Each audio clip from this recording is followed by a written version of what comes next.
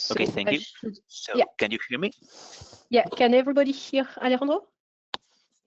Yes, I hope. perfect. Yeah. Yes. Yeah, perfect. I'll continue moving the slides. I think it's easier, Alejandro, if that's okay. Okay, perfect. Yeah. So, well, first of all, thank you for inviting me. My name is Alejandro Marquez. I work for IT Technological Center. Like, well, it's a technological center place. Oops, sorry, the camera. Which is a technological center placed in Zaragoza, Spain. As we, just to, well, long story short, we start 30 years ago as an spin-off from the university, focused on the injection molding, well, focused on the research in injection molding. So we have quite a high experience. These are our main 4 pillars of our organization, which are advanced materials, advanced manufacturing, advanced recycling technologies, and sustainable solutions and products. And then I am going to spend much time here in the presentation, but if any of you have any doubt or want to contact us, we will be happy to answer any question about the company itself. So you can move to the next slide, please. Okay, so here we, okay, so as Julio has already explained, all the injection molding process itself, I'm going to go to a next step, moving to the upscaling of this injection molding process. And I'm going to focus at the bio-based material. As Julio has already explained, bio-based materials are product derived from renewable biomass like plants, agricultural or animal waste, and so on. And they seek to improve all the sustainability and reduce the carbon footprint of the original oil-based material that are used in this industry. So how can we use this bio-based material in the injection molding industry?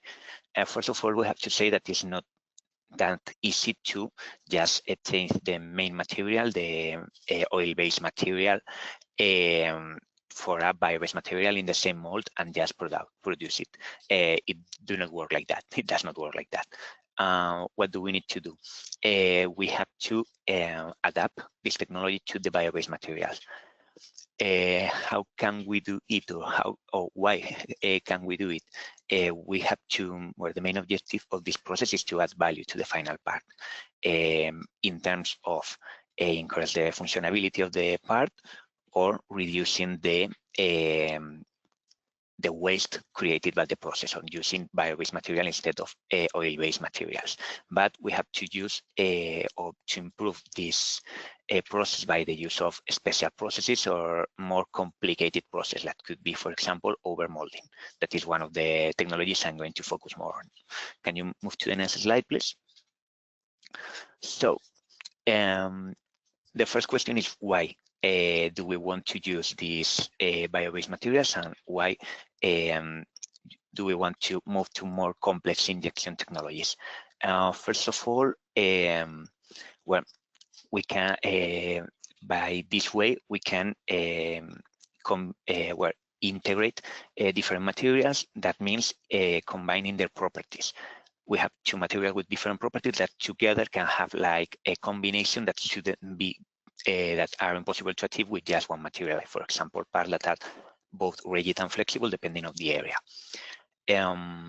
Also, we seek for a cost reduction. The use of biomaterials is based on the recycling or reuse of sometimes or most times a waste material. So we are decreasing the amount of money we are spending just by using this waste, just to say.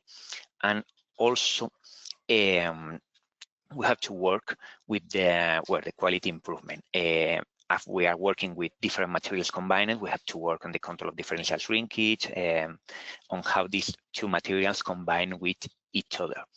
So that means that we cannot work with common injection technologies. We have to move to a multi-component or a most complicated injection system. Next slide, please.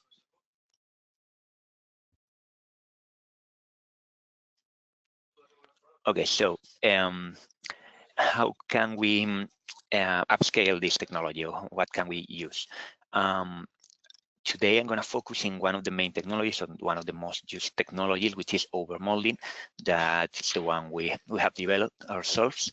The point of overmolding is to combine two materials in the same manufacturing process. We can combine these materials by having we're injecting both of them, or by combine different technologies at once, like it could be conforming and injection. That is going to be in this specific case. How does this technology normally work? There is a transfer, or there is there should be like a combination of technologies in which we can combine these two materials.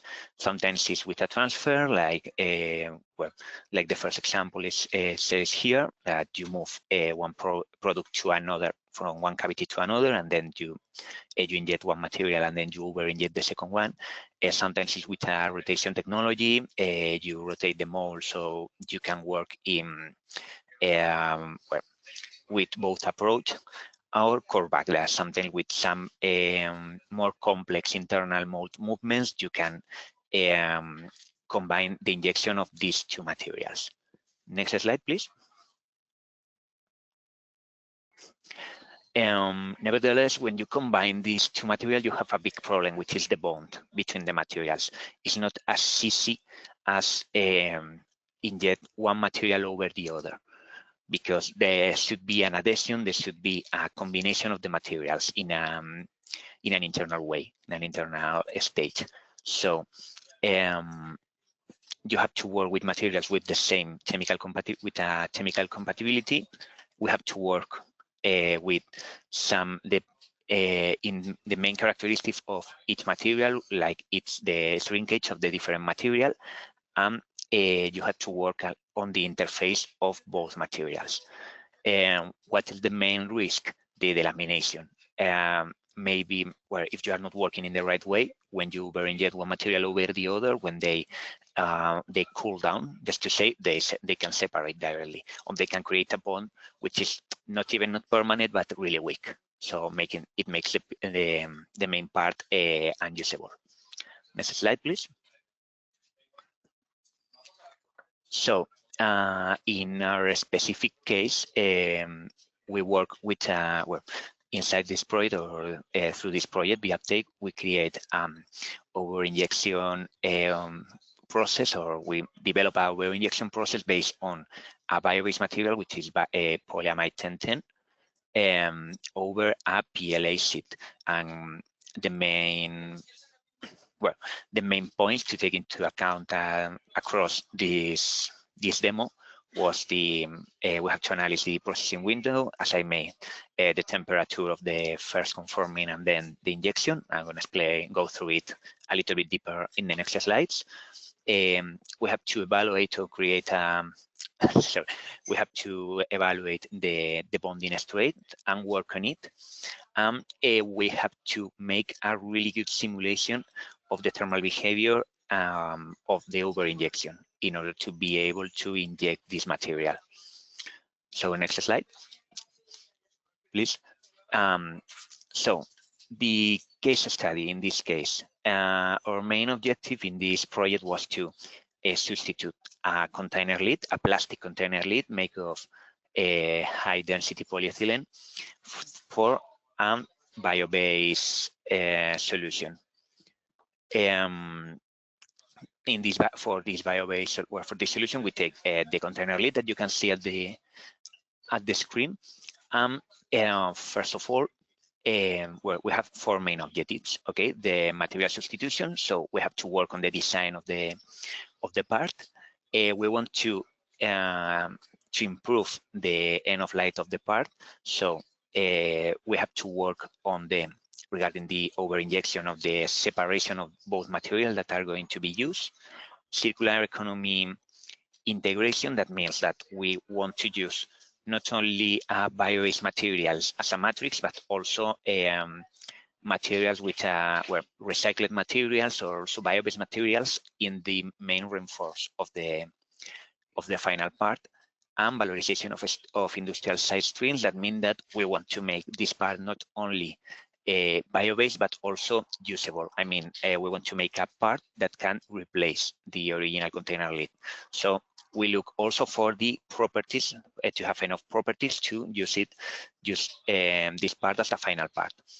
So next slide. Oh, sorry. Regarding the circular economy integration, we use two main material as reinforce. First of all, we use wood fiber, which is sand dust collected from a furniture company that creates furniture from recycled wood. So we are at this point we were recycling wood fiber that was the waste from a recycle from a company that focused on the recyclers. In the other hand, we have the carbon fiber. This carbon fiber used as a reinforce is a recycled carbon fiber from aeronautical products. So this carbon fiber was submitted to a pyrolysis process and recovered from aeronautic waste. Next slide, please. Okay, so in order to be able to use these materials, as I say, we want to make a part that was useful and that could be used in the real life. So what we first do was to create different samples of polyamide 1010 and polyamide 11 as the main matrix of the process, both bio-based materials combined with different percentage of carbon fiber and wood fiber, and test all these samples. We start off, we have like a baseline, just to say the raw polyamide at the left of each graph, and we start adding like 5% of recycled material in each step till around 30% of material, of reinforced material. The red line that you can see at the main graphs is the threshold of the high density polyethylene, the original material which was used at the container lid. And as you can see, in most of the trials, most of the samples, the properties were much better than the original high density polyethylene instead of the Charpy impact test. But I'm going to go through it in a little bit later, but the point is that this Charpy impact test will affect, or should affect, in the outer part of the container lid, which is the one which is not where this over injection takes place. So it was not such an issue at this point. So next slide. Okay, so as we were not able to perform trials or final parts with all the materials, we choose the four most suitable combination of reinforced and matrix. Well, from these four ones, the first one is a little bit tricky, which is just a raw polyamide 1010. Why do we use this polyamide 1010? Just to have like a base material or base formulation to compare the rest of formulation. It was the material that we use at the first step, just to get used to the machine, get used to the process, get used to the injection and the over injection. As you have seen at the main graphs, it achieved also all the lead requirements, but with the lower mechanical properties. Then we move to polyamide 1010 with a 5% of carbon fiber. Best mechanical properties by far of all the configuration, but higher price and high impact reinforcement, as is carbon fiber that should be recycled by pyrolysis. And then we have wood fiber with 50% and 30% reinforcement. 30% reinforcement have better properties than 50%, but it absorbs a lot of humidity, so it works in a more unstable way. 50% reinforced has less lower mechanical properties than 30%, but it also achieves the baseline, that the threshold we were looking for. So in general, so it was one of the most suitable configurations to be used. And also using a 15 and 30% of wood reinforcement make the affects in a direct way to the price of the final part, as this wood reinforcement is just wood waste. Next step. Next slide. Okay, here you can see a small graph with some specific graphs, just without the other sample test, just to show you that all these materials achieve the minimal threshold we were looking for.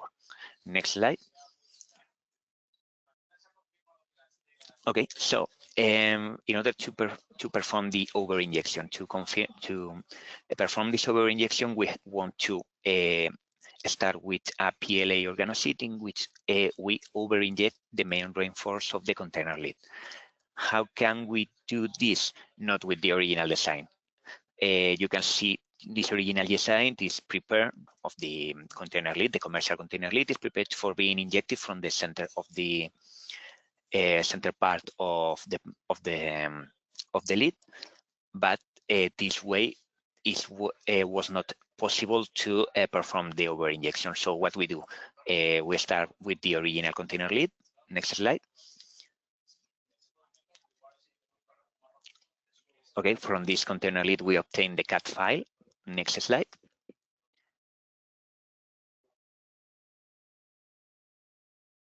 And we modified the container lid in order to make it possible or make it suitable for the over-injection. So we divide the container lid in two parts, the inner reinforce and the outer organoseed, just to say, and we inject from the center of the part, allowing all the plastic to all the injected material to flow from the center to the outer side, also creating a reinforce in the center of the part. Next slide. And if you can run the video, please. Well, as I said, one of the most important part of this, well, it was not just changing the design and just start the over-injection. We have to simulate the whole cycle. Why? Because we have to verify that we can fulfill the whole mold with the plastic being taken into account that we have 4 different channels. This way, from this way, and also by implementing some trials, we optimize the cycle that include where the whole over molding cycle that include 30 seconds of forming time to conform the organoseed, and 30 seconds of over injection. Next slide.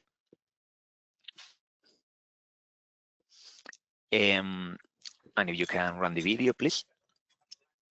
But also we have another quite important issue, which was the adhesion between the original organoseed that you can see at this video with the over-injecting material. How we manage this problem. We were, thanks to our partners of Specific Polymers, a solution called CANS was developed. With this material, this CANS is an adhesive that we apply to the organoseed. Here you can see how we are applying this adhesive with a 3D printer in order to control the amount of material we are applying, and also the geometry. Okay, these materials, this adhesive, help to bond both the over-injected material and this organoseed. Next slide, please. Okay, so step by step, what we do at these processes, we have just to say, modify a little bit an injection process to perform in just one step, in one shot, all the over-injection process at the same machine. So first of all, we allocate the organoseed, the original organoseed, in the injection machine. Next slide. Okay, here you can see the organosheet attached to the mold, and you can observe also the resin, the adhesive, already placed at the organosheet. Next slide. Then we close the injection machine, conforming or giving the final form to the organosheet by applying a temperature and pressure at the same time. Next slide. Then at this point, we open the injection machine and close again, creating injecting the reinforced structure. And if you move to the next slide,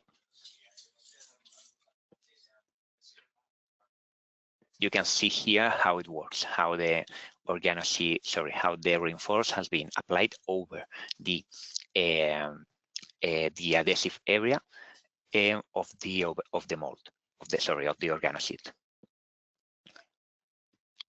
Okay, so at this point we just can extract the final part, and this part goes to an automatic trimming. We use a press to trim the final part, eliminating the remaining material, the extra material we have already used to attach the organosheet, and here we have the final organosheet, the final container lid. In this case, we are using a carbon fiber reinforce, but it has been done with all the 4 different reinforced injection materials I have said. So next slide.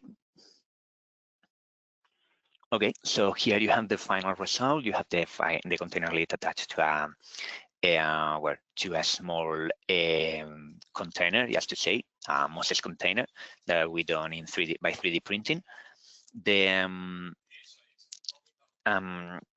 Where you can see the final result. The main conclusion that we obtain after all this process is that where we need multi-component technologies for the scaling of this injection process. I mean, in this process, we have combined 3 different strategies. We have using a 3D printer to apply the reversible adhesive to the organosheet.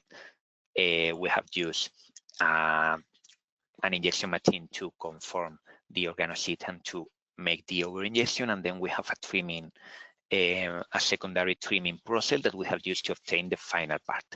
All these 3 processes have been used to create this final lid. Regarding the performance of the materials, as you have seen at the graphs, the materials we have used, all the materials we have used are recycled materials or reused materials, but we have to work in the selection of the material, because carbon fiber, for example, has a really high performance, but it's quite expensive, so maybe it's not as suitable as wood to be used at this container lid.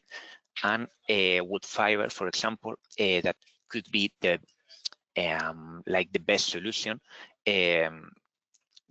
achieve lower mechanical properties than the carbon fiber solution. Nevertheless, they are enough to be used.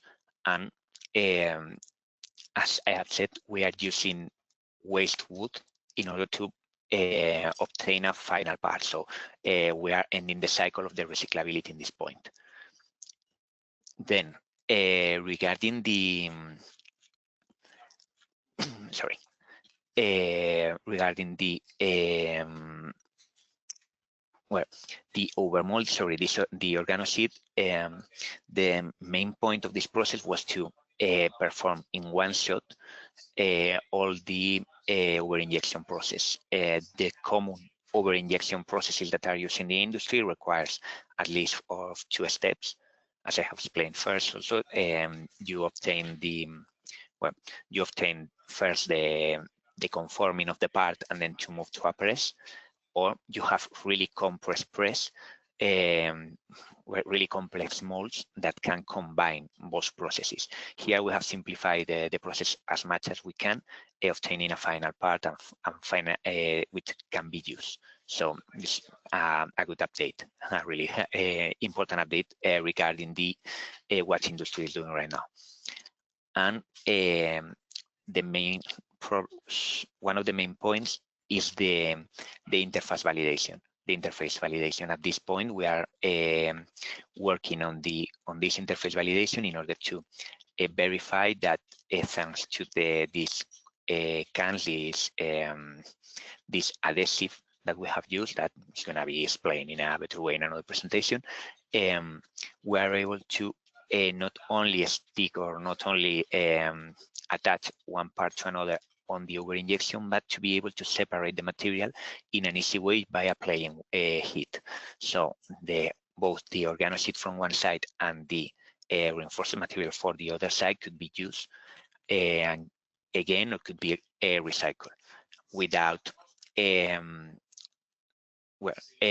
will be separated, and you don't have to process the whole material together, but you have two different material that can be recycled or reused in each one in the proper way, just to say. And that's all from my side. Thank you for your time.